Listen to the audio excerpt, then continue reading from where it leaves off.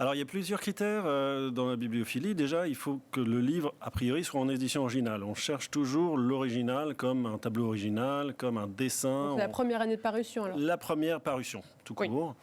Parce qu'il peut y avoir 2 éditions la même année si le succès de librairie est important.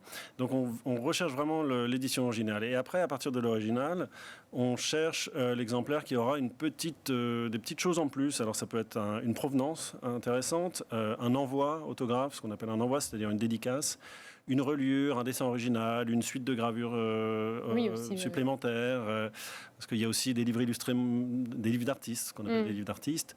Donc voilà, c'est tous ces petits critères ou ces grands critères qui font d'une bibliothèque lambda, sans être péjoratif, vers une bibliothèque exceptionnelle. Et reliures qui peuvent être aussi elles-mêmes des véritables objets d'art. Donc il y a des véritables artisans qui sont renommés, reconnus, qui font de magnifiques reliures. Absolument, surtout à partir du XXe siècle, fin 19e et XXe siècle en particulier, où on voit vraiment l'émergence de grands relieurs artistiques, que ce soit Pierre Legrain, qui était aussi designer de meubles, Rose Adler, qui également était une grande artiste art déco, et Paul Bonnet, qui est vraiment un axe de la bibliothèque de Pierre Brossette. Il a plus de 25 reliures de Paul Bonnet, dont certaines extrêmement créatives, vraiment révolutionnaires, c'est peut-être un grand mot, mais en tout cas à la pointe de l'avant-garde en termes de reliures et de décors pour ce médium.